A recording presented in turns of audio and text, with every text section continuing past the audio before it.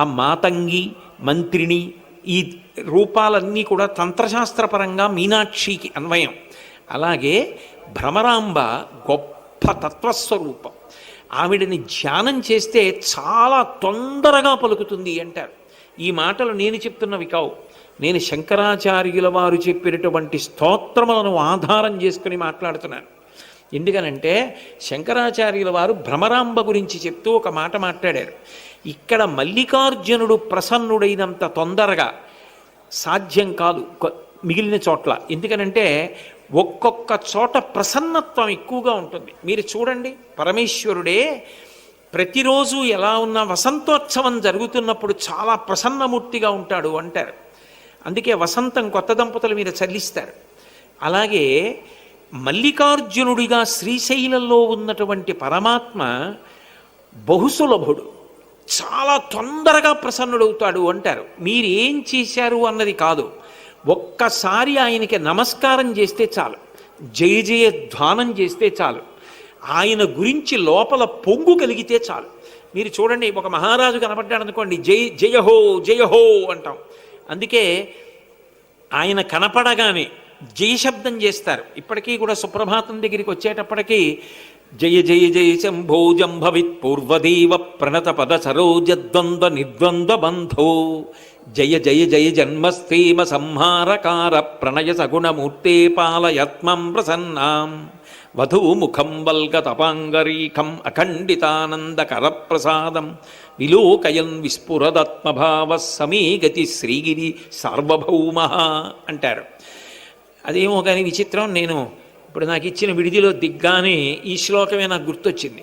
వధూముఖం వల్గదపాంగరీకం. ఆవిడ మెడ కొంచెం ఇలా వంకరగా పెట్టి ఉంటుంది, శంకరుడు ఆవిడ్ని చూస్తుంటాడు, ఆవిడ ఇలా చూస్తుంటే.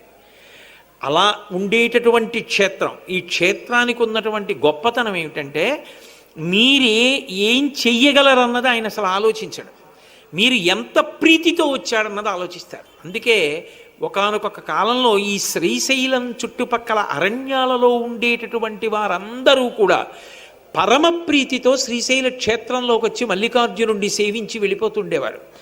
నేను 1972-73 సంవత్సరాల్లో కళాశాలలో చదువుకుంటున్నటువంటి రోజుల్లో శ్రీశైల క్షేత్రానికి వచ్చినప్పుడు ఈ చుట్టుపక్కల అరణ్యాలలో ఉండేటటువంటి కొంతమంది వచ్చి ఇక్కడ పెద్ద పెద్ద భాంకారాలు చేస్తూ ఉండేవారు. వాళ్లే వచ్చి మ్రోగిస్తుండేవాళ్ళు నగారాలు. అవి చాలా తొందరగా ప్రసన్నుడవుతాడు.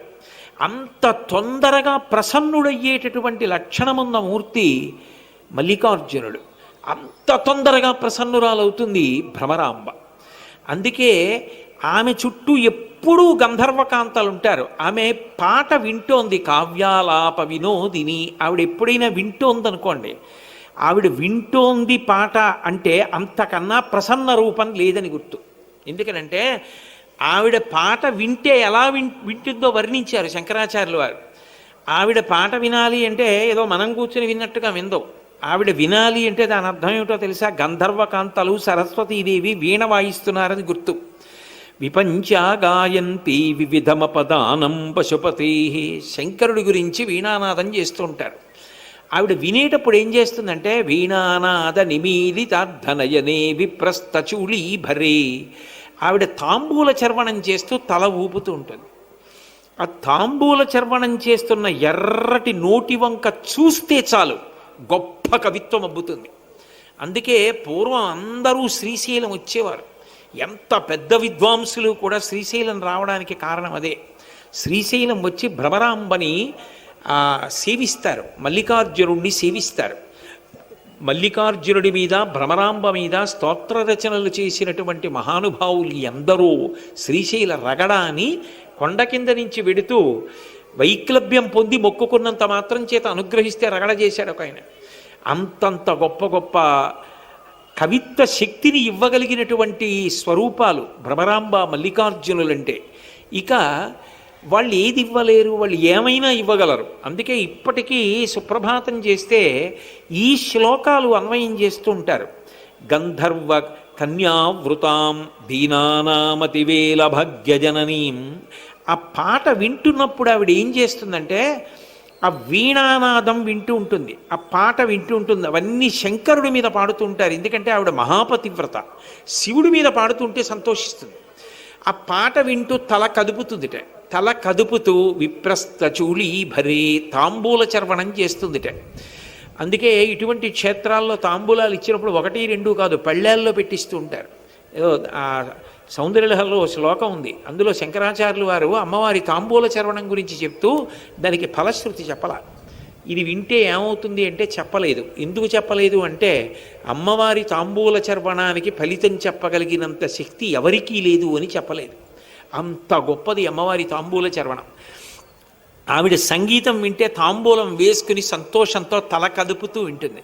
ఆ వింటున్నప్పుడు కుండలములు ఊగుతూ ఉంటాయిట. ఆ ఊగుతున్నప్పుడు ఆవిడ బుగ్గల్లో ప్రతిఫలిస్తూ ఉంటాయిట. వీణానాద నిమీలితార్థనయనే విప్రస్థ చూళీభరే. ఆవిడ అలా తాంబూలారుణ పల్లవాదరయుతే తాటంకహారాన్వితే. ఆ తాటంకములతో కూడుకున్నటువంటివి ఆ చెవులకు పెట్టుకున్న ఆభరణములు కదులుతూ ఉండగా తల పంకిస్తూ వింటూ. అప్పుడు ఆ తాంబూలపు సువాసనలు దశ దిశల వ్యాప్తి చెందుతుంటాయిట. అంత ప్రసన్నమూర్తి అని దాని అర్థం. అందుకు సుప్రభాతంలో ఈ శ్లోకం చెప్తారు.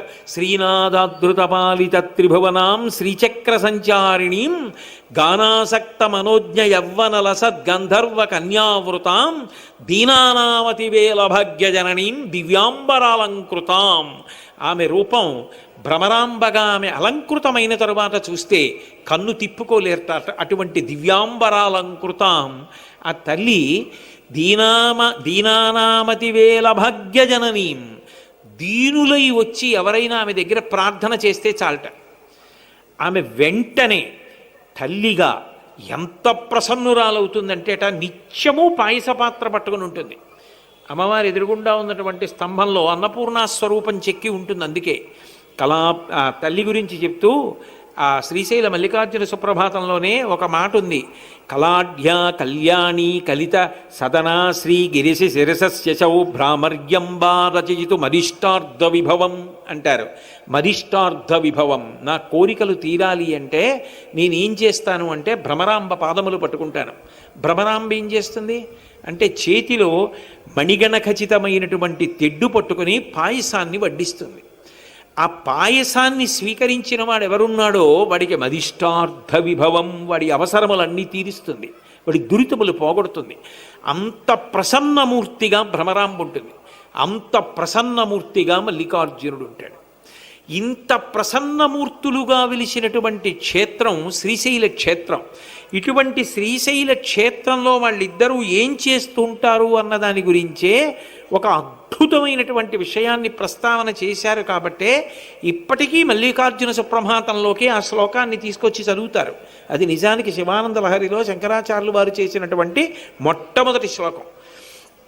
కళాభ్యాం చూడాలంకృత శశికళాభ్యాం నిజతపఫలాభ్యాం భవతు మే శివాభ్యాం అస్తోక త్రిభువన శివాభ్యాం హృది పునర్భవాభ్యాం ఆనందస్ఫురదనుభవాభ్యాం నతిరియం.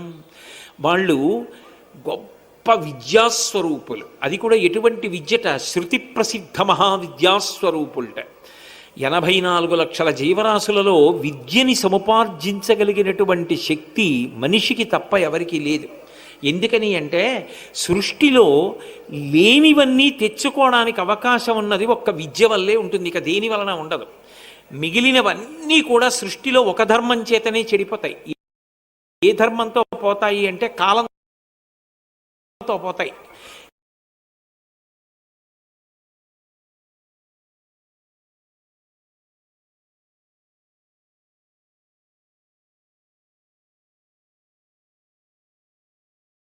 కాలధర్మం చెందాడంటారు.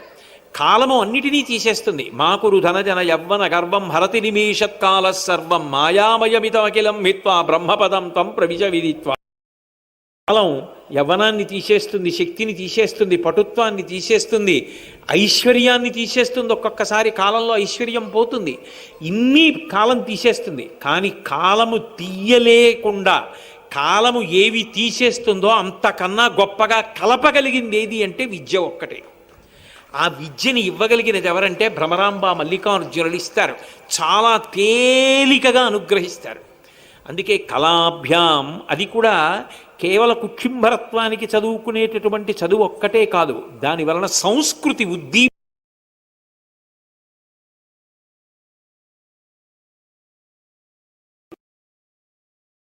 పిలవబడతారు.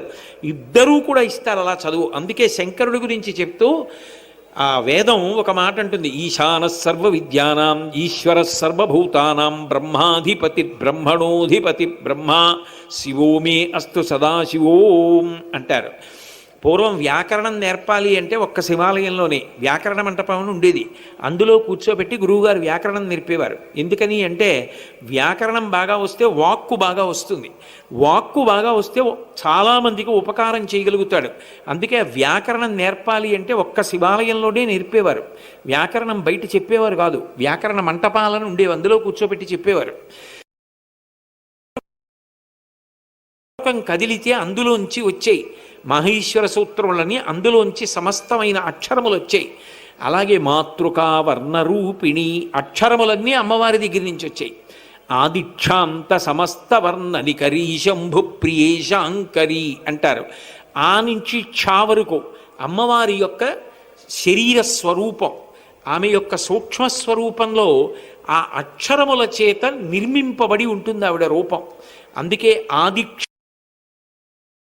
శంభుప్రియే శాంకరి. ఆ చదువు బాగా రావాలని కోరుకున్న వాళ్ళు సేవించవలసినటువంటి రూపాలు మల్లికార్జునుడు, భ్రమరాంబ.